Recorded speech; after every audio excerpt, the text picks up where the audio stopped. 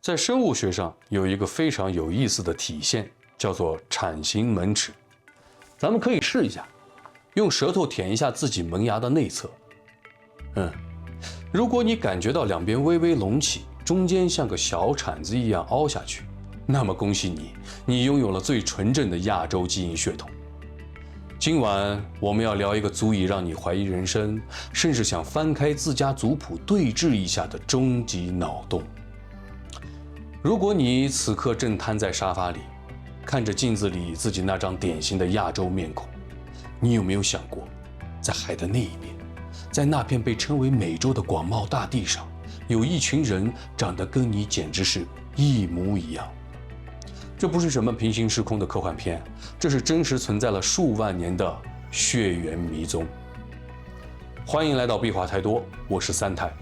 在咱们开始这段跨越冰川与荒原的寻亲之旅前，先点个赞，点一下订阅吧。顺便在评论区告诉我你的坐标和此刻时间，让我也感受一下大家跨越时空的陪伴。更需要你点击热推，送出 hype 积分。壁画太多，需要你的支持和蓄能。好，让我们一起沉入今晚的故事。当你第一次看到印第安原住民的照片时，那种扑面而来的熟悉感绝对会让你愣神。那高耸的颧骨，乌黑发亮的直发，深褐色的瞳孔，还有那几乎不需要修饰就能完美融入亚洲街头的五官比例，这简直就是咱们家门口隔壁邻居换了件民族风皮肤嘛。在过去很长一段时间里，大家总觉得这可能只是大自然在造人时偷懒，用了同一套模具。但随着科学这把手术刀越切越深，我们发现这事儿远没有长得像这么简单。这不仅仅是皮肤颜色的问题，更是刻在骨子里、藏在基因螺旋里的铁证。如果我们把时间线拉回到2万多年前，那个时候的地壳运动和气候变化正玩着一场疯狂的平衡游戏。当时的地球正处于末次冰期，简单来说就是天寒地冻，厚厚的冰盖像一床巨大的棉被盖住了北半球，因为水都被冻成了冰，海平面就开始蹭蹭往下掉。这一掉不要紧，原本被海水淹没的白令海峡居然露出了一块宽阔平坦的陆地，这就是传说中的白令路桥。这块地方可不是窄窄的一条缝，它宽得像个小大陆，连接着现在的西伯利亚和阿拉斯加。想象一下，你的老祖先们正穿着厚厚的兽皮，手里拎着简陋的石矛，在现在的中国北方或者西伯利亚一带遛弯。他们并不是闲得慌，想去搞什么环球旅行，他们纯粹是饿了。当时的猛犸象、野牛、驯鹿这些移动的肉罐头正往东边跑，祖先们也就顺着这些动物的脚印，一步步踩在了那块连接2个大洲的土地上。他们当时绝对没意识到自己跨过的不是一段距离，而是一个时代的门槛。这种相似性在生物学上有一个非常有意思的体现，叫做铲形门齿。你可以试着用舌头舔一下自己门牙的内侧，如果你感觉到两边微微隆起，中间像个小铲子一样凹进去，那么恭喜你，你拥有了最纯正的亚洲基因血统。有趣的是，这种铲形门齿在世界其他地方非常罕见，但在东亚人和美洲印第安人中出现的概率高达90%以上。这就好比是上帝在出厂设置里给这2拨人打了一个相同的防伪标签。当然，仅仅靠牙齿和长相还不足以说服那些挑剔的科学家。直到基因检测技术的出现，这出悬疑剧才算真正迎来了高潮。科学家们通过对比线粒体 DNA 发现，印第安人的基因库里流淌着浓浓的东亚血液。更细致的研究甚至指出，他们的祖先很可能就来自现在的中国北方或者西伯利亚南部一带。这个发现简直让当时的学术界炸了锅。这意味着印第安人并不是什么土生土长的神秘物种，他们其实是咱们失散了2万年的远房大表哥。那为什么我们要在这件事上如此纠结呢？因为这关系到人类文明的起源逻辑。如果2万年前的人类就已经完成了如此宏大的迁徙，那么我们对于文明发展的认知可能都要推倒重来。你可以试着想象那种画面，在没有导航、没有羽绒服、没有补给站的年代，一群人带着老婆孩子，牵着原始的家犬，在零下几十度的荒原上默默前行。他们眼里的星空和我们今天看到的是同一片，但他们心里的目的地却是一片从未被人类踏足的新世界。这种迁徙不是一蹴而就的，他们可能在白令路桥上住了好几千年，形成了一个独特的群体，也就是所谓的白令路桥滞留群体。这一群人在漫长的严寒中磨练出了超强的生存本能，也顺便进化出了更适应高纬度环境的体征。直到冰川开始融化，北美的冰盖裂开了一道缝，这群人才真正顺着走廊南下，像水银泻地一样铺满了整个美洲大陆。在这漫长的岁月里，虽然由于地理上的彻底隔绝，两边的人开始独立演化，但在很多潜意识的行为里，他们依然保留着惊人的一致性。比如对这个玉石的痴迷。你看，咱们中国人自古以来就觉得君子佩玉，觉得玉石有灵性。巧了，在大洋彼岸的玛雅文明和阿兹特克文明里，他们对绿色的玉石也有一种近乎疯狂的崇拜，甚至觉得这玩意儿比黄金还值钱。这种文化层面的直觉，难道真的只是巧合吗？而且更有意思的是，如果你去听一些印第安部落的古老歌谣，那种旋律和节奏，那种独特的转音方式，跟你去内蒙古大草原或者青藏高原听到的民歌，有着一种玄之又玄的契合感。那是一种深植于灵魂深处的韵律，仿佛是某种古老密码的残片。我们不禁要感叹，时间虽然能改变山川河流，能让冰川化为大海，但它终究抹不掉血脉里的烙印。那么这群硬核的祖先到底是如何在那种极端的环境下活下来的？他们又是如何在没有任何交通工具的情况下完成这场史上最长的马拉松的？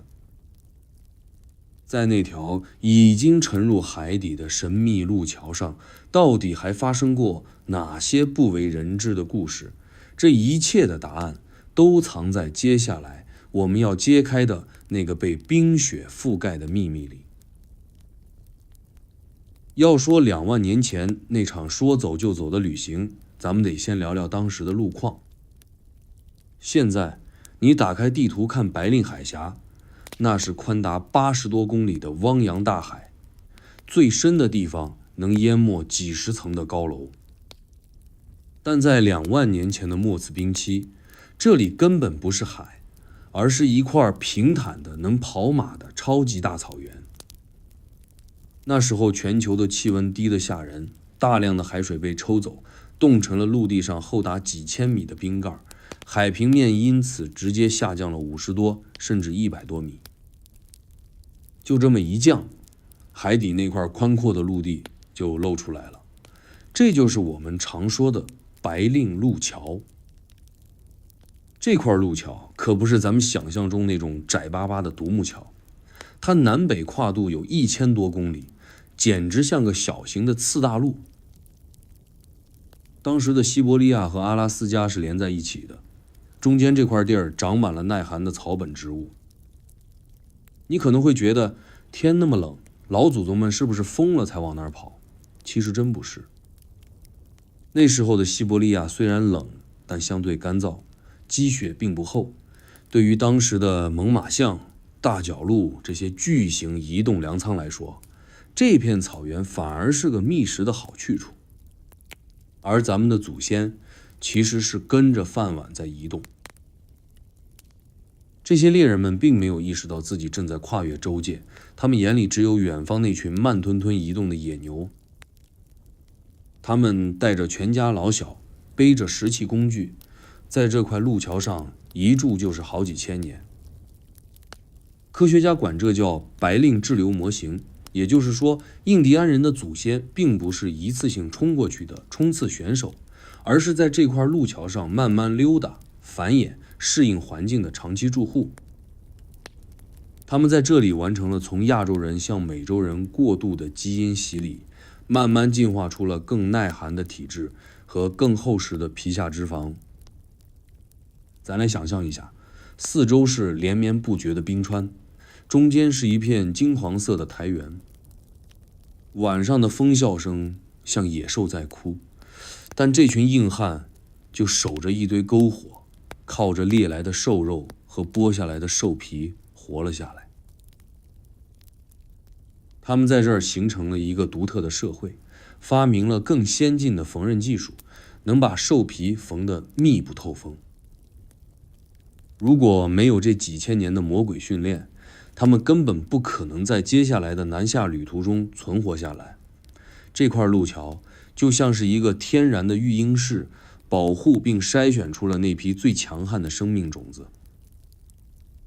当时的生态环境其实非常奇妙，虽然气候极冷，但因为没有海水的阻隔，亚洲和美洲的生物圈是共享的。不仅是人，连骆驼这种现在咱们觉得属于沙漠的动物，其实最早也是在美洲进化出来，然后通过路桥跑到亚洲来的。所以说，白令路桥就是当时地球上最繁忙的双向奔道。只不过动物们是为了求生，而人类则是为了更广阔的猎场。随着时间的推移，冰期开始出现反复，有时候路宽一点，有时候路窄一点，但祖先们始终没有回头。他们那种骨子里的探索欲和对生存的执着，让他们在这片冻土上留下了一串串坚定的脚印。他们可能并不知道海的那头是什么，但他们知道，只要跟着太阳落下的方向走，或者跟着动物迁徙的路线走，总能找到活路。这种朴素的生存逻辑，最终成就了人类历史上最伟大的地理大发现。但问题来了，既然路桥这么好走，为什么他们没有一直待在那儿呢？答案很残酷，因为地球又要变脸了。随着气候变暖，冰川开始大量融化，海水像疯了一样往上涨，那块承载了无数故事的白令路桥开始一点点被淹没。原本连成一片的大地，慢慢变成了破碎的小岛，最后彻底消失在波涛之下。这就意味着已经走过去的那波人后路被彻底抄了。他们被困在了阿拉斯加那片冰天雪地里，前面是两座巨大的像墙一样的冰盖，后面是波涛汹涌的大海。这种前不着村后不着店的绝境，换成一般人早就崩溃了。但咱们的祖先可不是一般人，那是基因里最强悍的一批猛人。他们没有坐以待毙，而是盯着冰盖之间那条若隐若现的无冰走廊。那是一条因为两块巨大冰盖相互挤压而留下的狭长缝隙，大概只有几公里宽，却成了通往温暖南方的唯一希望。也就是在那段时间，这群人完成了从极地猎人到全能生存者的华丽转身。他们开始利用手头一切能用的东西，制造更轻便的帐篷，发明更精准的投掷武器。他们不仅要对抗严寒，还要对抗那些饥肠辘辘的剑齿虎和短面熊。每一天都是在生死线上跳舞。但这正是故事最迷人的地方。人类的文明往往不是在安逸中产生的，而是在这种极致的压迫下被逼出来的。当我们今天坐着飞机几小时就能跨越太平洋时，很难想象当年那些人用脚底板丈量大地的艰辛。那条消失的路，虽然现在已经深埋在白令海的海底，但在印第安人的古老传说里，依然隐约能听到大地裂开、海水倒灌的轰鸣声。那是他们族群记忆的起点，也是他们与亚洲故乡最后的一根脐带。那么，当这群好不容易穿过冰川走廊的幸存者第一次看到温暖的阳光和茂密的森林时，他们又会做出怎样的选择？在那个完全陌生、从未被任何人类触碰过的新世界，他们又将开启怎样的生存外挂？当这群亚洲老乡站在冰川的边缘，面对着几乎要把人冻成冰棍的狂风时，你可能会想，换成我，肯定扭头就跑回老家吃火锅了。但你要知道，这2万年前的祖先们，那是个顶个的生存狂魔。他们之所以能在那片连呼吸都能结冰的荒原上活下来，靠的可不是什么主角光环，而是硬生生被环境逼出来的超级硬汉属性。这不只是体力上的较量，更是一场关于装备、智力和身体极限的终极考验。首先，咱们得聊聊这身行头。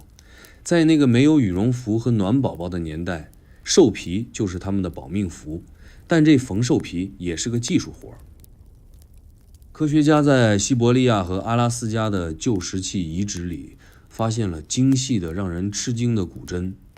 这些针用动物的腿骨磨制而成，针眼小得像头发丝一样。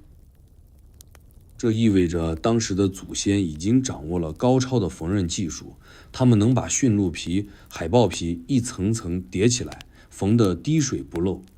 这种多层叠穿法其实就是现代户外冲锋衣的祖宗。这种密不透风的皮衣能锁住体温，让他们在零下40度的野外还能灵活地追猎野兽。除了穿得暖，还得吃得饱。在那片冻土地带，你想找颗果子换换口味，基本上是白日做梦。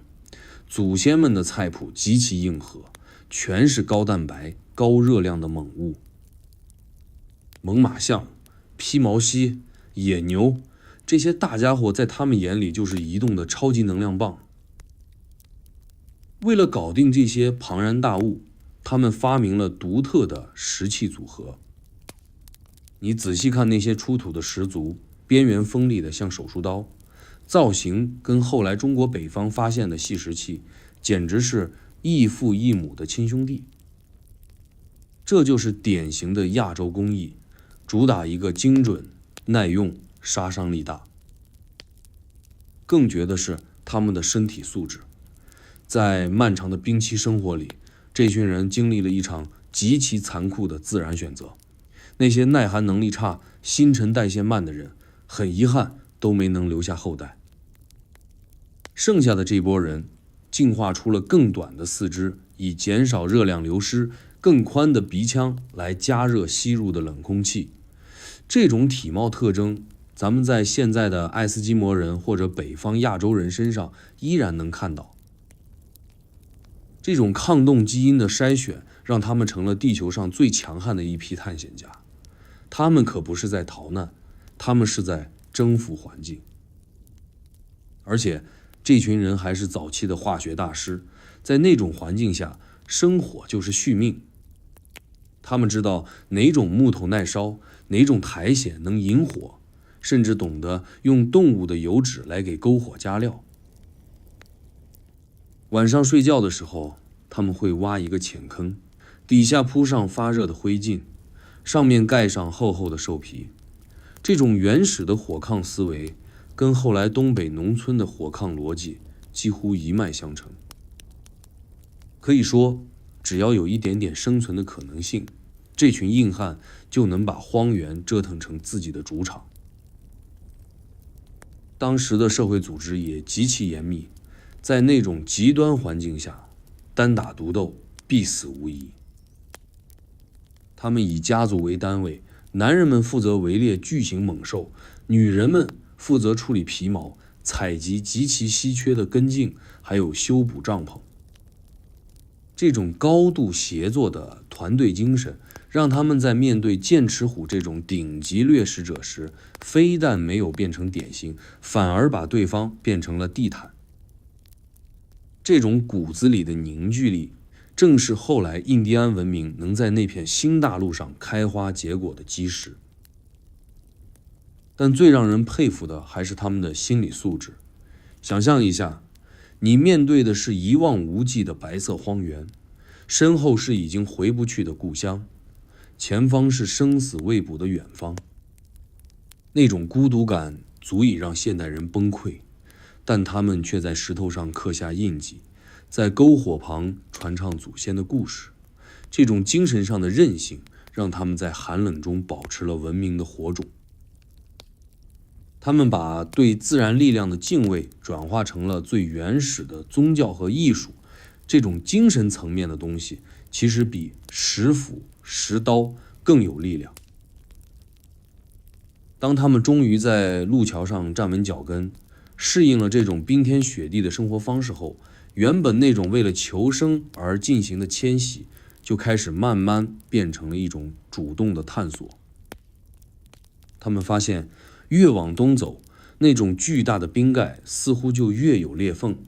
空气里的水分也变得不一样了。那是一种来自大洋彼岸的信号。对于这群已经把生存技能点满的超级硬汉来说，既然已经征服了西伯利亚，那再往前面挪挪窝，似乎也不是什么难事。就在这种不断尝试和突破的过程中，这群亚洲老乡无意间开启了人类历史上最伟大的一幕。他们不仅带走了亚洲的石器技术，还带走了那种永不服输的进取心。这种进取心最终带他们穿越了那道恐怖的冰川走廊，来到了那片从未有人染指过的处女地。那么，当这群硬汉终于踏上美洲大陆的那一刻，他们看到的会是怎样的奇迹？他们原本的亚洲身份，在那片新土地上又会发生怎样的化学反应？这种跨越万年的血缘纽带，到底在他们的后裔身上留下了多少抹不去的痕迹？2万年前的那场迁徙，如果光靠长相来认亲，可能现在的杠精们还得跳出来跟你辩论个3天3夜。毕竟在这个看脸的时代，整容技术都能跨越种族，更别说几万年的风霜洗礼了。但咱们现在有了一件终极武器，那就是基因检测。这玩意儿就像是老天爷给每个人发的身份证，无论你搬家搬到哪儿，哪怕隔了一个太平洋，只要一抽血一化验，你祖宗是谁，从哪儿出来的，全都能给你扒得干干净净。在遗传学领域有一个非常关键的词，叫做线粒体 DNA。 这东西特别有意思，它只通过母亲遗传给后代，也就是说，它能像一根永不断裂的红线，一直牵回最原始的那个外祖母。科学家们在研究印第安人的线粒体 DNA 时，发现了一个惊人的事实：几乎所有美洲原住民的基因都可以归纳到5个基本的单倍群里，而这5个群在现在的西伯利亚、蒙古和中国北方人群中全都能找到对应的亲戚。更绝的是 Y 染色体，这东西是传男不传女的，跟咱们中国的姓氏传承是一个逻辑。科学家对印第安男性进行基因测序后发现，他们中绝大多数人都携带一种叫做 Q 单倍群的基因标记。这个标记在世界其他地方少得可怜，但在西伯利亚的某些古老部族里，比例高得惊人，甚至在中国的一些古人类遗址里也抓到了这个 Q 标记的影子。这就好比你在大洋彼岸捡到一个钱包，打开一看，里面的合影居然跟你家墙上挂的那张老照片一模一样。这时候可能有人要问了，既然基因这么像，那他们是什么时候分家的呢？基因科学家利用分子钟技术来进行了推算。简单说，就是基因突变是有一定频率的，通过计算两地人群基因差异的大小，就能倒推出他们分道扬镳的时间。算下来的结果非常有意思，大约在2万年前到15000年前之间，这个时间点刚好跟白令路桥露出水面的时间对上了。你看，科学和地理在这个点上完美闭环。而且基因还告诉了我们一个更温情的故事。这群迁徙者并不是几百万人浩浩荡荡的大搬家，最初可能只有几百个人，甚至几十个人，他们在那片冰封的路桥上与世隔绝地生活了很久。这种平静效应让他们的基因变得非常独特且纯净。在这个封闭的圈子里，他们繁衍生息，互相扶持，最终形成了一个全新的、适应了极寒环境的族群。这也是为什么印第安人虽然跟亚洲人很像，但又有着自己独特辨识度的原因。最让人感慨的是关于美洲原住民这个称呼的科学修正。以前西方学者总觉得印第安人可能来自欧洲或者南太平洋，甚至还有人说是外星人建的玛雅金字塔。但基因检测直接推翻了这些假想。数据显示，印第安人的基因序列里完全找不到早期欧洲人的痕迹，他们就是地地道道的从亚洲走出去的硬汉后代。这种科学上的定论不仅给了印第安人一个清晰的祖源归属，也让我们对人类这个物种的生命力有了全新的敬畏。咱们再说的直白点，如果你把一个印第安小伙和一个中国北方的哥们儿放在一起，脱掉那些花里胡哨的民族服饰，只看他们的生物特征，你会发现他们连过敏源、对酒精的代谢能力，甚至某些遗传病的易感性都高度相似。这种从微观层面透出来的亲近感，是任何地理隔绝都切不断的。这种基因的共鸣跨越了2万年的时光，在显微镜下依然跳动得如此清晰。这种发现甚至解决了一些历史上的悬案。比如以前有人怀疑，是不是中国商朝灭亡后，有一批人划着小船横渡太平洋，成了印第安人的祖先，也就是所谓的殷人东迁。虽然这个说法听起来很浪漫，但基因告诉我们，大部队早在2万年前就走陆路过去了。商朝那会儿的往来可能只是极个别的小插曲，真正的血脉大融合早在冰川时代就已经定下了基调。所以当你现在看到那些印第安老者深邃的目光时，你其实是在看一段被冰封了2万年的历史。他们的身体里依然保存着我们共同祖先在西伯利亚荒原上奔跑时的温度。这种跨越重洋的血缘认同，不仅是科学的胜利，更是一种情感上的归宿。原来我们在这个世界上真的并不孤独。但仅仅有基因证词还是不够的。既然他们是带着文明过去的，那总得留下点除了基因以外的作案工具吧。那些埋在土里的石器，那些刻在岩石上的符号，又是如何像侦探小说里的线索一样，一点点指向那个遥远的东方故乡的？如果说基因是老天爷给的铁证，那地底下挖出来的石器就是祖先们亲手写的自传。在考古界有一个响当当的名字，叫克洛维斯。这是在美国新墨西哥州的一个小镇名字。考古学家在那里发现了一种形状非常独特的矛头，这种矛头薄得像刀片，中间还挖了一道长长的槽，方便套在木杆上。在那之后很长一段时间，西方学者都觉得这是美洲土著发明的黑科技，甚至觉得这就是美洲文明的起点。但打脸的事情很快就发生了。当考古学家把目光投向中国北方和西伯利亚的时候，他们发现这里的地层里也埋着大量类似的玩意儿。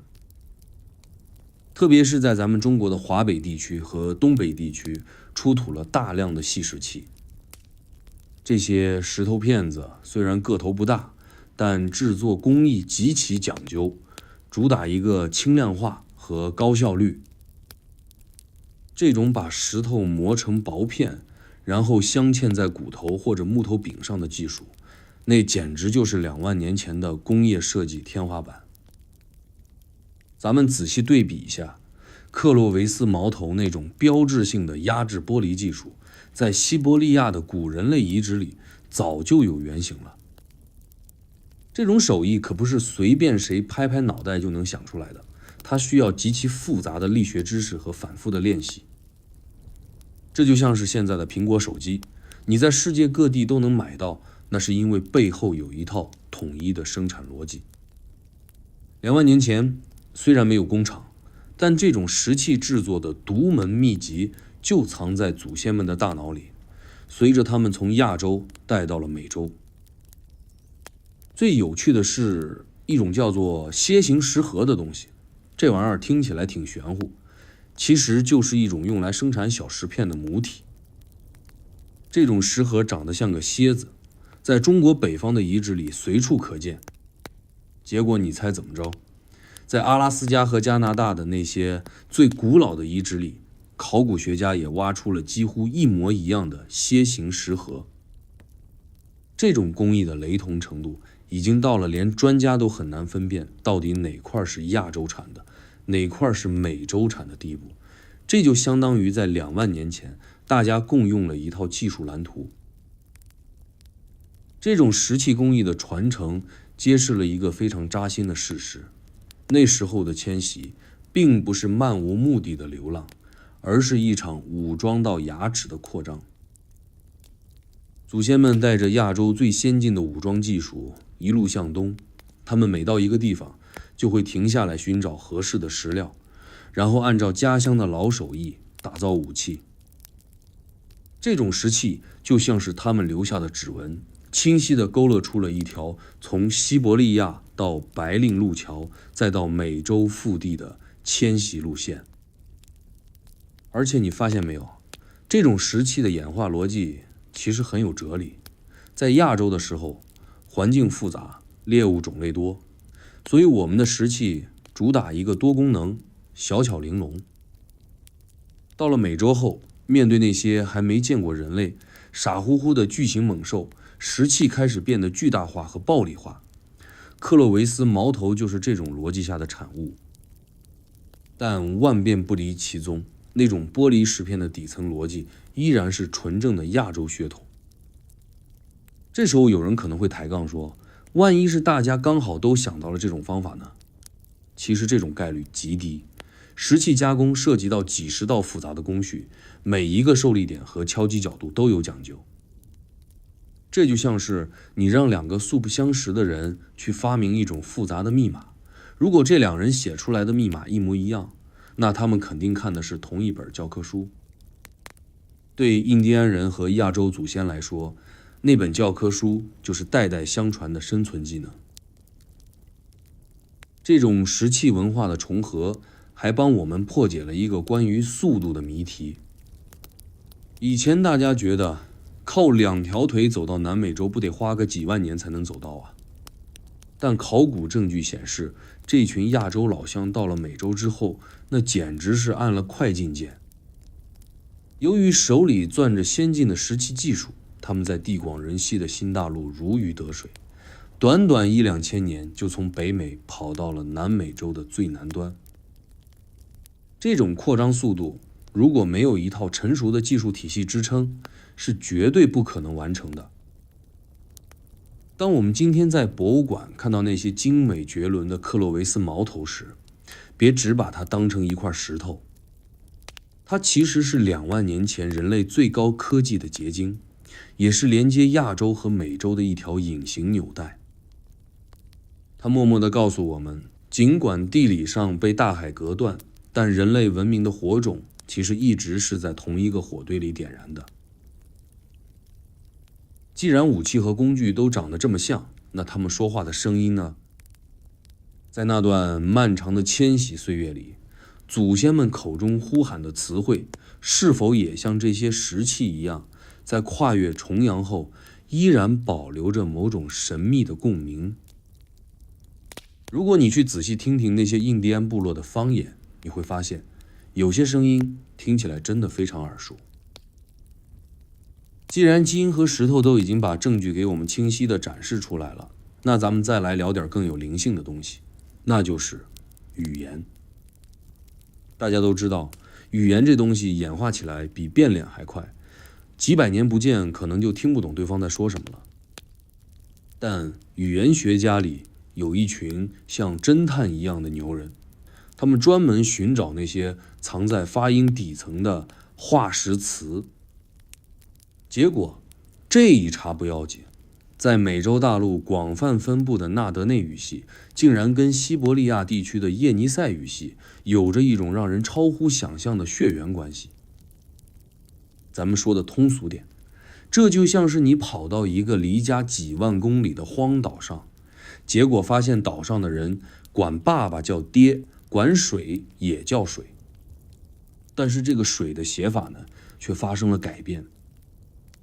这种核心词汇的重合度绝对不是简单的巧合能解释的。语言学家发现，在这些跨越了大洋的方言里，关于基本生存的动词和自然现象的名词，其发音逻辑和语法结构就像是同一个老师教出来的。虽然经过了上万年的风吹日晒，这些词已经变得有些走音，但那个神韵还在。更有意思的是，这种语言上的联系不仅局限于西伯利亚。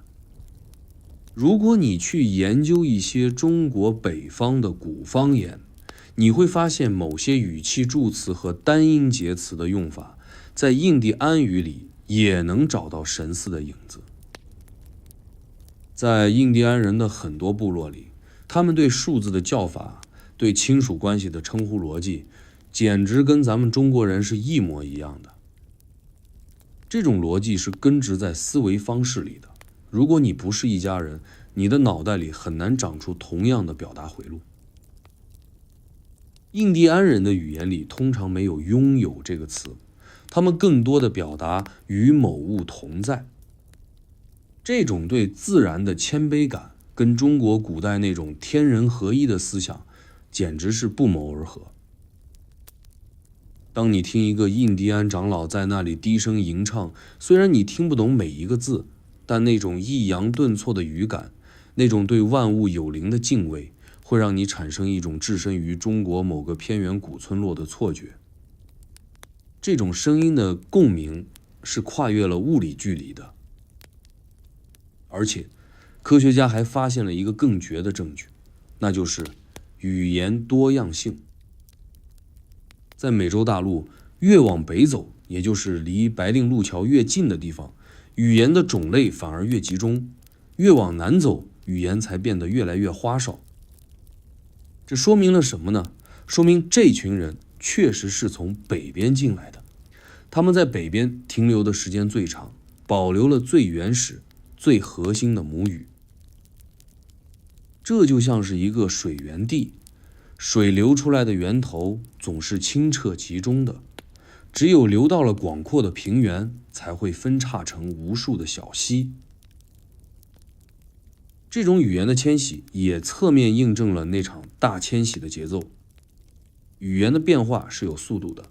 通过计算这些语系的分化程度，语言学家给出的时间点再次和地质学、基因学重合了。这就像是三组不同领域的专家，在没有互相通气的情况下，最后给出了同一个标准答案。这种跨学科的吻合，让印第安人来自亚洲这个结论变得坚不可摧。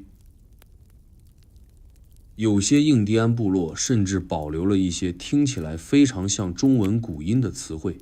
比如对太阳的称呼，对土地的敬语。虽然这在严谨的学术界还有争议，但这种文化上的即视感确实让人浮想联翩。咱们来想一下，2万年前的祖先在火堆旁喊了一声火，2万年后，在地球的另一端，他的后代依然用类似的发音在呼唤着这种温暖的力量。这难道不是人类历史上最浪漫的事情吗？语言不仅仅是沟通的工具，它还是思维的容器。印第安语里那种极具画面感的表达方式，跟汉字的象形思维其实是异曲同工的。他们管这个汽车叫会跑的钢铁，管电脑呢叫会说话的盒子。这种直观、朴素、极具想象力的命名逻辑，其实就是咱们亚洲老祖宗最擅长的那一套。这种思维方式的遗传，比任何物质财富都要珍贵。当这群带着相同语言逻辑的祖先在美洲安定下来后，他们不仅带去了交流的方式，还带去了一套完整的精神世界。他们对天空的向往，对神灵的祭祀，那些在亚洲大陆上已经流传了千万年的仪式，在美洲的热带雨林和荒漠中又会演变成什么样的景象？那些关于太阳、关于生命的图腾，又是如何在这片新土地上重新焕发生机的？说完这语言里的门道，咱们得往更深的地方钻一钻，聊聊这群硬汉的精神世界。虽然2万年的时间能让高山变平原，但有些刻在骨子里对这个世界的看法，那是比石头还硬的。如果你去研究印第安人的宗教和图腾，你会发现一种极其强烈的熟悉感。这种感觉就像是你去远方亲戚家串门，推开门发现他们家墙上挂的画，竟然跟咱家祖传的那幅神似。最明显的证据就是对太阳的崇拜。在咱们亚洲的古老文明里，太阳一直是至高无上的。你看，三星堆出土的那些青铜神树，上面落着的都是太阳金乌。巧了，到了美洲，无论是北美的平原印第安人，还是南美的印加文明，太阳神永远是妥妥的 C 位。他们不仅崇拜太阳，还特别喜欢把太阳画成那种带芒刺的圆盘。这种对光明和能量的直觉性膜拜，其实是冰川时代留下的心理阴影。在那段暗无天日的严寒岁月里，太阳就是唯一的希望。这种恐惧与敬畏混杂的情绪，被祖先们打包带到了新大陆。再说说龙和蛇，咱们中国人自称龙的传人，而美洲最著名的神灵之一，就是玛雅和阿兹特克文明里的羽蛇神。你仔细看那个羽蛇神的造型，长条状的身躯带有鳞片或者羽毛，能飞天也能入地，甚至还管着降水。这不就是换了个装修风格的中国龙吗？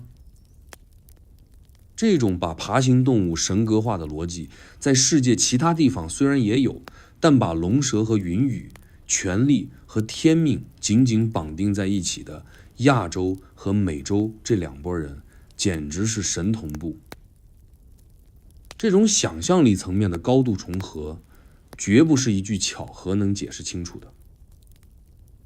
还有一种东西叫万物有灵，印第安人觉得每一棵树、每一块石头、每一条河流里都住着一个灵魂。你砍树之前得跟树打个招呼，打猎之后得跟猎物说声谢谢。这种淳朴的自然观跟咱们古代那种山不在高，有仙则名的灵气论如出一辙。这种世界观主打一个和谐共处，而不是征服自然。在那种生产力极其低下的原始社会，这种哲理其实是最高的生存智慧，它能保证人类不会因为过度索取而导致生态崩溃。这种智慧显然是他们在亚洲老家的时候就已经打好了底子。更让人叫绝的是他们的祭祀仪式，很多印第安部落在祭祀时会用到烟草或者特殊的草药，通过烟雾缭绕来跟上天沟通。这种烟升上天，神灵听见的逻辑跟咱们烧香的逻辑其实是一回事儿。他们甚至也用骨头来占卜，在中国我们有甲骨文，那是刻在龟甲兽骨上的天意。在美洲的一些遗址里也发现了类似的用火灼烧兽骨，观察裂纹来预知未来的痕迹。这种对天启的解读方式简直是跨越太平洋的学术交流。甚至在对色彩的理解上，两边的人也有一种莫名的默契。很多印第安部落把4个方位对应4种颜色，比如东边是白，西边是黑。这种五行色方位的对应关系，虽然在具体的颜色配置上可能因为地域环境有所调整，但那种颜色即方位，方位即宇宙次序的底层架构，完全是亚洲式的思维。这说明在分家的时候，祖先们不仅分了食府，还分了一套完整的宇宙说明书。这些精神层面的连结，其实比基因更难被抹去。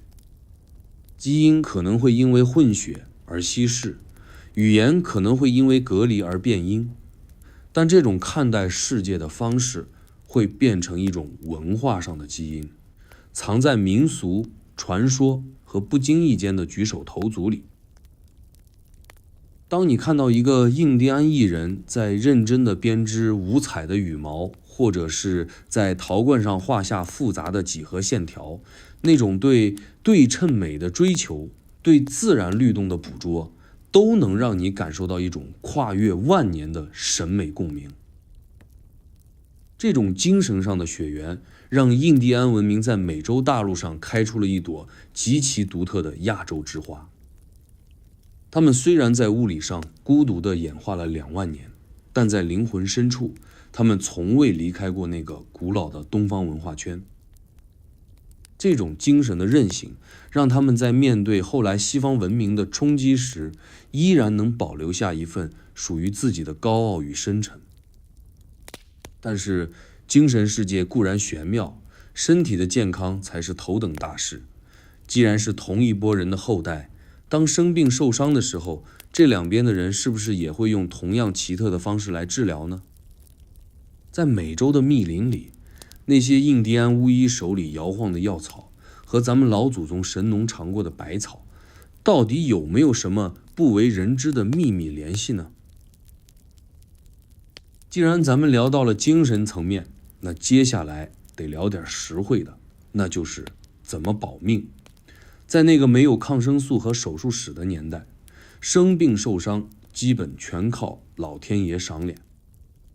但印第安人却在那片新大陆上硬生生搞出了一套让人直呼内行的医疗体系。有趣的是，当你掀开印第安巫医的门帘，你会发现这味道简直太熟悉了。这哪里是原始部落的土方子，这分明就是一套美洲版的东方智慧。最让人震惊的发现，莫过于印第安人的针灸。当然，他们不一定用金属针，更多时候是用锋利的龙舌兰刺或者是骨针。考古学家在一些古老的印第安遗址里发现，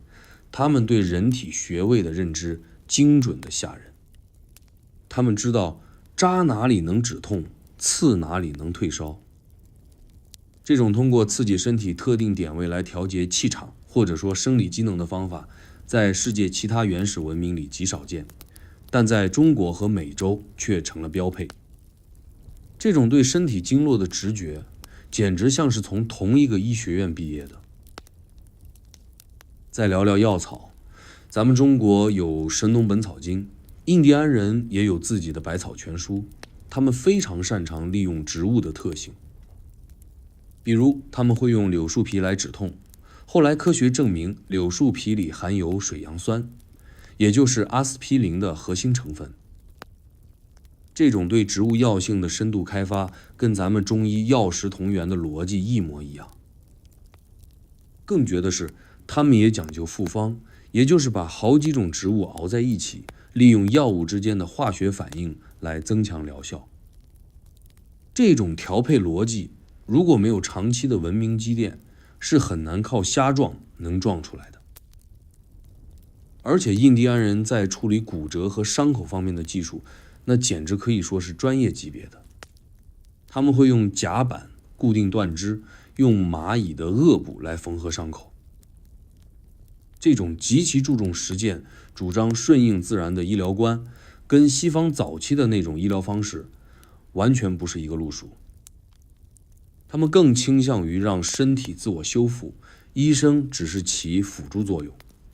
这种谦卑的医学态度，跟中国古代名医提倡的上医医未病的哲理有着异曲同工之妙。更有意思的是，印第安人也有类似于汗蒸的仪式，他们会盖一个小小的圆顶屋，里面放上烧红的石头，然后往上面泼水，让全身在大汗淋漓中排毒。这种方式不仅是清洁身体，更是一种精神上的洗礼。这跟咱们中国北方流传了几千年的桑拿和火疗逻辑，在底层逻辑上是完全相通的。他们觉得汗水带走的不只是污垢，还有病灶和邪气。这种把物理治疗和心理暗示结合起来的高级玩法，在2万年前绝对是黑科技。这种医疗手段的雷同，反映了一个很深刻的问题：人类对痛苦的感知和对治愈的渴望是共通的，但寻找路径的方式却带有鲜明的文明标签。印第安人对草药、穴位、节气的敏感，无一不透露出他们血液里流淌着的亚洲农民和猎人的细致。他们不仅带走了亚洲的基因，更带走了一套关于生命、关于身体运行的底层逻辑。在这种医学智慧的背后，其实藏着一种极其宏大的生命哲学。他们不觉得人是自然的造物主，而是觉得人只是自然大循环里的一个小环节。所以他们治病不求征服，而求平衡。这种平衡之道，正是东方文明的核心逻辑。这种跨越万年的医道传承，让这群流浪者在陌生的森林里依然能找到保护族群繁衍的解药。不过，人光靠吃药是活不下去的，审美也是刚需。在这群硬汉和智者的日常生活中，他们对手里那些破布烂衫和生活用具又是如何施展魔法的呢？为什么在1万年前的美洲丛林里会出现跟中国古代几乎一模一样的编织图案和剪裁逻辑？这些关于美的时尚单品又是如何揭露他们真实身份的？聊完了救命的医术，咱们得来看看这群远古拓荒者的生活美学。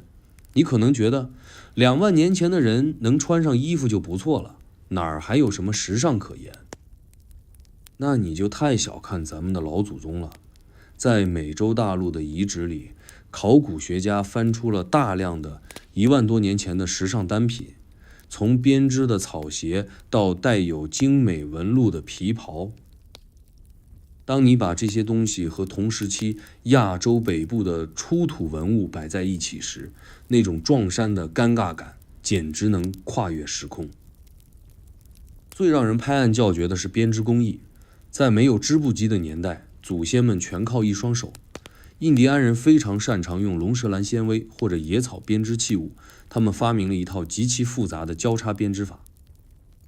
这种指尖上的舞蹈竟然跟中国南方和北方早期文明里的编织手法如出一辙，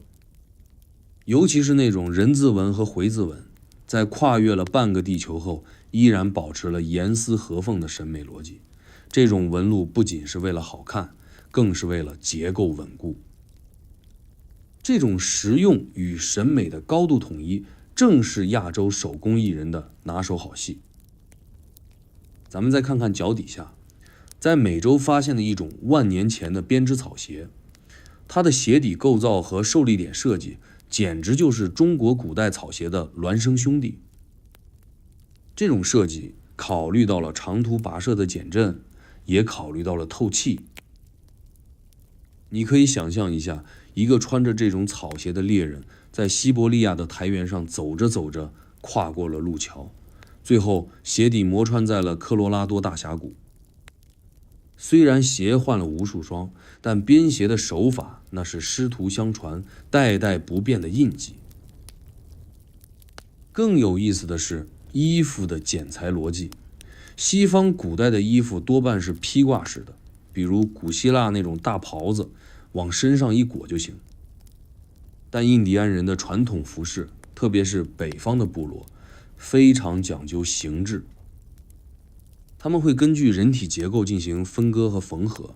这种套头式或者对襟式的思维，跟中国古代的深衣、袍服有着异曲同工之妙。他们甚至也会在衣服边缘缝上漂亮的滚边，不仅为了防脱线，更为了展现家族的图腾。这种对细节的执着，是刻在文化基因里的精致。还有一种东西叫羽毛冠，咱们在影视剧里经常看到，印第安酋长戴着夸张的羽毛头饰，你会觉得那是美洲特色。但你回头看看咱们中国古代的武士，或者是西南少数民族的传统装束，对羽毛的崇拜和运用同样到了极致。羽毛在两边文明里都不只是装饰，它代表着飞翔的能力、沟通上天的权利，以及至高无上的荣誉。这种把大自然的馈赠直接武装到头顶的逻辑，反映了两者对力量感的共同定义。最神奇的是色彩的运用，印第安人特别偏爱红色，他们会用各种矿物和植物染料，把皮革染成鲜艳的亮色。在他们看来，红色象征着生命、火焰和阳气。这跟咱们中国人对红色的迷恋简直是跨洋握手了。他们不仅把衣服染红，甚至在祭祀的陶器、居住的帐篷上也大量使用这种充满生命力的颜色。这种颜色背后隐藏的情感指向是极其统一的。这种审美上的雷同，揭示了一个朴素的哲理：美并不是凭空产生的，它是一个族群在长期生活中形成的集体潜意识。即便两拨人分开了几万年，但当他们面对同样的原材料，比如皮毛、植物纤维、天然矿石时，由于大脑里的初始代码是一样的，他们做出来的东西就会有一种神似。这种审美上的认同，其实是一种最深层的族群归属感。当这群穿着亚洲同款草鞋的祖先在美洲大陆扎下根，他们不仅打扮了自己，还顺便带上了一群特殊的伙伴。这些伙伴不仅是他们的保镖，更是他们迁徙史的活证人。在那些古老的营地篝火旁，除了人类的欢笑，一定还有几声熟悉的吠叫。这些从亚洲一路跟过来的忠实朋友，又是如何通过自己的基因为这场伟大的迁徙盖上最后一个印章的呢？聊完了祖先们的穿衣打扮，咱们得聊聊这趟漫长旅途中最忠诚的跟屁虫。你想啊，2万年前那冰天雪地的，光靠人2条腿走，这寂寞和危险程度可想而知。但咱们祖先聪明得很，他们搬家的时候可不是孤身一人，怀里可能还揣着几只毛茸茸的小家伙。没错，就是狗。你可能觉得这没啥大惊小怪的，谁家还没个旺财啊？但在考古学家眼里，这些狗的骨头简直就是会说话的录音带，录下了2万年前那场跨越大洋的脚步声。现在的基因研究已经实锤了，美洲最早出现的那些家犬，压根儿不是美洲本土狼进化来的，它们的祖先全都在亚洲，准确点说，是来自中国北方和西伯利亚那一带的灰狼。这就很有画面感了。在2万年前的某一个清晨，一个亚洲猎人吹了个口哨，一群长得有点像哈士奇，又有点像中华田园犬的小土狗，就摇着尾巴跟着这群硬汉踏上了通往新大陆的冰原。他们不是为了探险，他们只是觉得跟着这群人有肉吃。这些亚洲狗跟着主人跨过了白令路桥，经历过暴风雪，甚至在冰川走廊里跟主人挤在一起取暖。对于祖先们来说，这些狗不只是宠物，它们是报警器，是移动的取暖器，更是围猎猛犸象时的特种部队。科学家在北美最古老的遗址里挖出了狗的遗骸，一测 DNA， 好家伙，跟咱们中国出土的古犬基因重合度高得离谱。这种带狗搬家的行为背后其实藏着一个很深刻的哲理。人类文明的扩张从来不是孤立的，它是一个生态系统的整体漂移。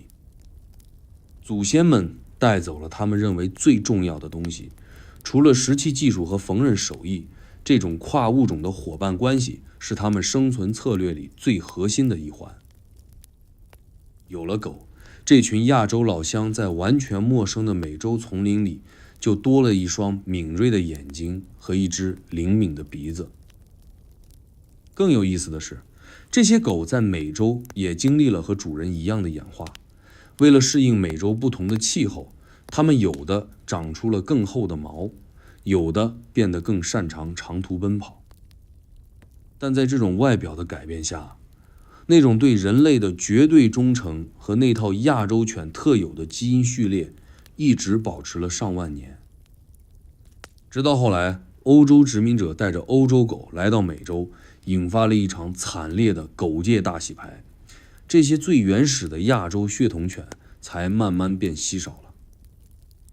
但这并不能抹杀他们曾经作为人类迁徙先锋的功劳。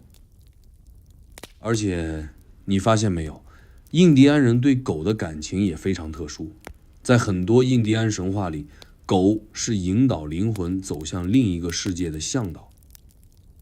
这种对犬类的神圣化，跟咱们中国古代墓葬里经常出现的讨狗，或者是把狗当成看家护院的神兽逻辑，其实是非常契合的。大家都觉得狗这种动物能看到人看不见的东西，能守护家庭的安宁，这种情感上的连结是2万年前那场迁徙留下的最温柔的遗产。这种家犬证据的出现，直接否定了印第安人是漂流过去的传说。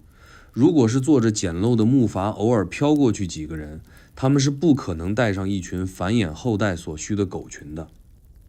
只有那种有计划、大规模、拖家带口的陆路迁徙，才能让这种亚洲犬种在美洲扎下根来，并形成稳定的种群。这些忠实的伙伴见证了祖先们如何从猎人变成了农民。当冰川退去，大地变得温暖湿润，这群带着狗的亚洲汉子开始把目光从乱跑的野牛身上移开，盯住了那些在风中摇曳的野生植物。他们开始思考一个更高级的问题：除了打猎，我们能不能让大地自己长出粮食？于是在2洲之间展开了一场关于水稻与玉米的隔空对话。聊完了那些摇着尾巴的小伙伴，咱们得把视线从地面往上移，看看那些长在土里的口粮。有人说，文明的本质就是看你碗里装的是什么。在亚洲，我们老祖宗最先驯化了水稻和粟米，而在美洲，印第安人则搞出了足以改变世界命运的玉米。虽然这两种作物长得天差地别，但如果你仔细观察这两地农业起源的逻辑，你会发现，这种种地的思维方式简直是同一个师傅教出来的。首先，我们要纠正一个偏见，觉得原始人只会满山跑着打猎。其实，从亚洲走出去的那群人，骨子里就带着一种对植物的极度敏感。他们不仅知道哪种果子能吃，还懂得如何通过人工干预让它们长得更多、更好。在美洲，印第安人把那种原本只有小手指头那么大、硬得像石头的野生大除草，硬生生通过几千年的培育，变成了现在这种金灿灿、颗粒饱满的玉米。这种对植物的改造狂魔属性，跟咱们亚洲老先民把野生稻谷变成白花花大米的劲头，简直是一脉相承。更有意思的是耕作的逻辑，印第安人发明了一种叫三姐妹的种植法，就是把玉米、豆子和南瓜种在一起。玉米长得高，给豆子当架子，豆子能固氮，给土施肥。南瓜的大叶子铺在地上，防止水分蒸发和长杂草。这种讲究利用土地的智慧循环共生，跟咱们中国古代那种兼作套种的农业逻辑，那是高度吻合的。我们不讲究死磕一块地，我们讲究的是让万物互相帮衬。而且你发现没有，印第安人对土地的那种敬畏感，跟咱们亚洲的土地公公信仰特别像。他们每到一个新的地方开荒，都要举行盛大的仪式，感谢大地母亲的馈赠。他们觉得土地不是私产，而是神灵借给人类生存的工具。这种朴素的农业哲学，在2万年前的迁徙路上就种在了他们的脑海里。即使分开了这么久，当他们放下时髦，拿起锄头时，脑子里蹦出来的第一个念头依然是那种谦卑的东方逻辑。这种对食物的执着还体现在了烹饪上。印第安人会把玉米磨成粉，做成各种饼，甚至还有类似咱们粽子的吃法，用植物叶子裹着粮食，用火蒸。这种对蒸和磨的热爱，在西方早期的烤肉文化里是非常少见的，但在东亚和美洲却成了主流。这种处理食物的细腻心思，反映出的是一种极其稳定的文化性格，即便是在最荒凉的地方，也要把日子过得有滋有味。最神奇的是，虽然水稻和玉米在生物学上是亲戚，但它们的传播和演化轨迹竟然在平行时空里完成了一次神同步。在亚洲，农业催生了定居和国家；在美洲，玉米也催生了宏大的玛雅和印加文明。这种农业定乾坤的底层逻辑，说明了这群走出亚洲的祖先不仅带走了生存技能，还带走了一套建立文明的原始蓝图。只要给他们阳光和水分，他们就能在任何一片土地上复刻出那个关于家园的梦想。这种在土地里翻找生活的方式，让两边的人类都培养出了一种极其坚韧且耐心的性格。这种性格让他们在面对天灾人祸时，总能像野草一样顽强。而在这些劳作的间隙，当他们仰望星空，或者在篝火旁休息时，那些关于世界起源、关于神灵鬼怪的故事，也开始在两个大洲之间像风一样散播开来。你可能会觉得，相隔万里的神话故事能有什么联系呢？但这正是最让人毛骨悚然的地方。在印第安人的传说里，有些情节跟咱们的古籍《山海经》或者民间故事重合到了让人怀疑人生的地步。那些关于天上的太阳，关于补天的女神，难道真的只是在不同地方产生的雷同幻想吗？如果说基因和石头是个冷冰冰的硬证据，那接下来咱们聊聊这些带点玄学色彩的软文化证据。咱们老家有个家喻户晓的神话，叫女娲补天，说的是天塌了个窟窿，女神炼石来补。你猜怎么着？在美洲很多部落的古老传说里，也流传着类似的故事。他们觉得世界原本是一片汪洋或者天崩地裂，最后是一个伟大的母神或者英雄，通过牺牲自己或者寻找神石，把破碎的世界缝补了起来。这种天破了就得要补的逻辑，在欧洲或者非洲的神话体系里可不常见，但在亚洲和美洲却成了某种共识。更神的是关于射日的故事。咱们这儿有后羿，因为天上有10个太阳烤得慌，所以嗖几箭射下来9个。在美洲的民间传说里，竟然也有一个关于多余的太阳的版本。他们说古代天上有好几个太阳把大地都烤焦了，最后部落里的勇士用弓箭或者是神奇的投掷器把那些多余乱跑的太阳给干掉了，只留下了一个太阳。这种对极端自然现象的拟人化处理，尤其是选择射击这种动作来终结危机，简直就像是同一个编剧写出来的剧本。这种神话里的平行宇宙，其实反映的是2万年前祖先们共享的一套价值观。那时候没有文字，所有的历史和智慧都靠口口相传。当这群人从西伯利亚出发时，他们脑子里装满了这些关于宇宙起源的初级想象。即便后来他们分开了，走得远了，这些故事就像老照片一样，虽然在不同人的手里被磨损、被上色，但底片永远是那一张。这种跨越万年的精神共振，比任何物理遗迹都更能让人感受到那种血浓于水的连结。还有一个特别有意思的共同点，就是对天圆地方的理解。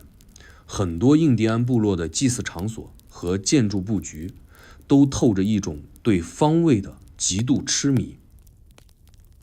他们觉得天像个巨大的盖子，地是四方的，而且每个角都有一个神灵在撑着。这种宇宙观跟咱们古代那种天如粒、地如盘的思维逻辑，那几乎是复制粘贴的操作。他们在祭祀时也会向东西南北4个方向叩拜，觉得只有安抚好了这4个方位的神灵，世界才能稳当。这种对秩序的执着是典型的东方审美和哲学。甚至在对龙和鸟的组合上，两边也有一种莫名的默契。咱们有龙凤呈祥，美洲有羽蛇神和雷鸟。龙蛇代表大地的力量和水，鸟代表天空的力量和风。这种把海陆空最强生物结合在一起作为图腾的做法，体现了人类早期对自然力量的一种综合平衡感。你去看玛雅人的浮雕，那种线条的流转，那种虚实结合的构图，如果你把它放在中国的战国或者是秦汉时期的玉器旁边，你真的会产生一种视觉上的恍惚。人类的想象力其实也是有轨迹可循的。我们如何理解生老病死，如何解释雷电雨露，这些最底层的逻辑在2万年前就已经定型了。所以哪怕这2拨人，一个在太平洋东岸种玉米，一个在太平洋西岸种水稻，当他们闭上眼做梦的时候，梦里见到的神灵和英雄，长相和性格其实都大差不差。这种神话的契合感，让印第安文明在美洲大陆的演化显得并不孤单。他们仿佛是在一个遥远的镜像世界里，延续着亚洲祖先没讲完的故事。这种故事的传承，让即便最偏远的部落，在仰望星空时，也能感受到那种来自远古故乡的低语。不过，人不仅要讲故事，还要过日子。在日常生活中，那些最不起眼的瓶瓶罐罐，往往藏着更惊人的秘密。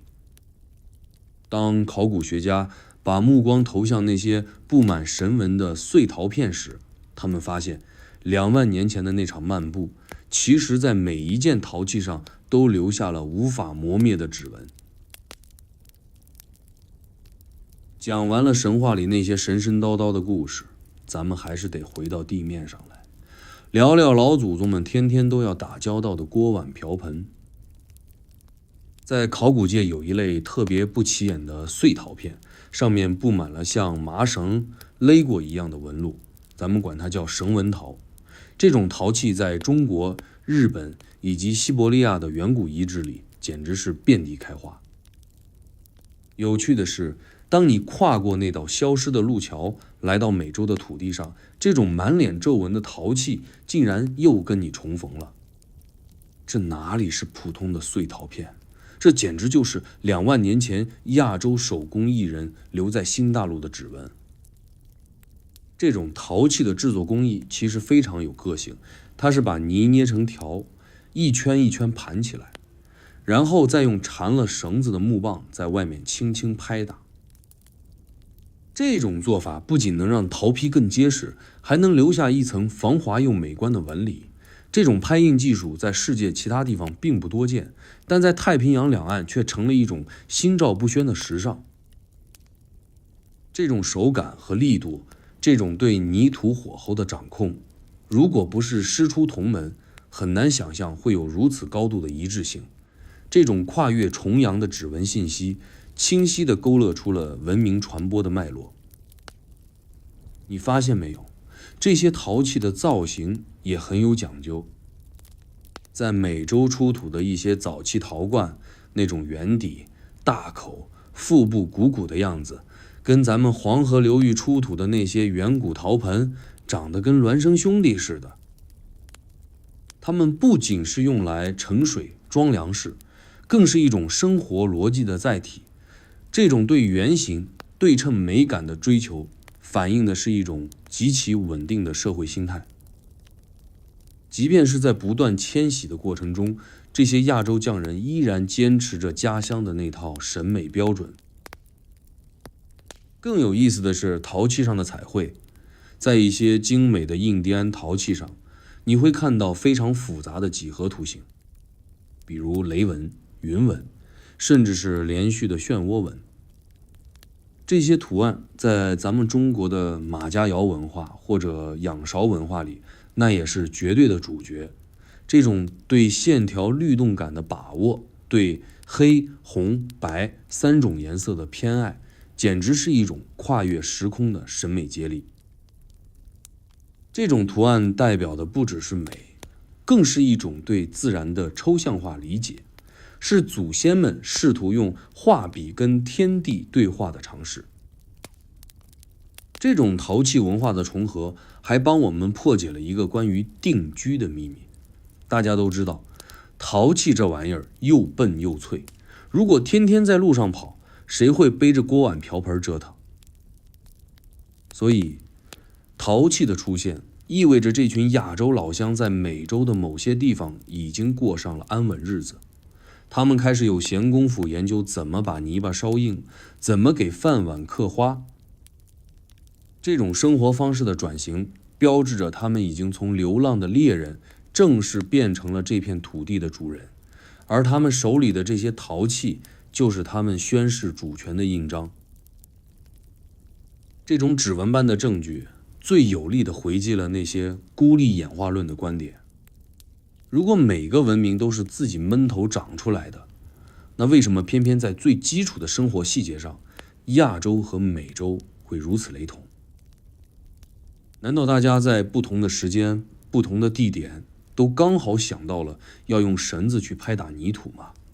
这种概率也太低了吧。唯一的解释就是，那套关于泥土和火的记忆，早就被装进了祖先们的行囊里，一路颠沛流离到了美洲。这种工艺的传承不仅仅是技术的流动，更是一种文化的固守。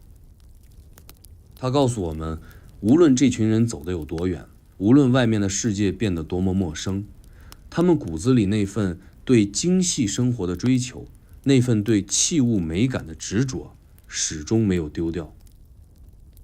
这种文化的顽强，让这些普通的碎陶片拥有了穿越万年的生命力。然而，就在这些亚洲老乡在美洲大陆玩泥巴、种玉米、造房子，正玩得起劲的时候，老天爷又给他们开了一个巨大的玩笑。那个曾经连接他们故乡与新家的白令路桥，因为气候的剧烈变迁，开始发生了一场天翻地覆的变化。这种变化直接切断了他们回家的路，也开启了一段长达万年的孤独演化史。就在这群亚洲老乡在美洲大陆忙着开荒、缝皮衣、烧陶器，日子越过越红火的时候，老天爷突然决定要给这场大迁徙按下一个休止符。大约在1万多年前，也就是末次冰期的尾声，全球气候开始剧烈回暖。那些曾经锁住海水，让海平面下降的巨型冰盖，开始像在烈日下的雪糕一样疯狂融化。这一化不要紧，但沉睡已久的白令海峡又重新被汹涌的海水填满。曾经那块宽阔的能跑马的白令路桥，就在几千年的时间里，一点点变成了浅滩，最后彻底沉入了冰冷的北冰洋。这意味着什么？这意味着那根连接亚洲母体和美洲游子的脐带被大自然无情地剪断了。从此以后，海这边的人不知道海那边还有亲戚，海那边的人也忘了自己曾经跋涉过万年冰原。两家人就像是两个断了联系的远房亲戚，各自走进了一个长达万年的孤独演化期。美洲大陆变成了一个巨大的与世隔绝的实验室。这群带着亚洲初级文明蓝图的硬汉们，必须在没有后援、没有信息交流的情况下，独自面对这片充满未知的新世界。这种地理上的隔绝，其实是一场极其残酷的文明孤独。在亚洲，文明的火种可以通过丝绸之路，在美索不达米亚、印度和华夏之间互相交换，大家互相抄作业，技术迭代飞快。但在美洲，印第安人只能靠自己，他们要在没有马匹、没有轮子、没有铁器的极端条件下，全凭一双肉掌和那颗亚洲基因的大脑去复刻，甚至超越他们祖先的辉煌。这种孤独的演化，反而激发出了一种让人叹为观止的创造力。由于没有大型牲畜可以驯化，印第安人把人力开发到了极致。他们在大山深处修筑了梯田，在热带雨林里建起了金字塔，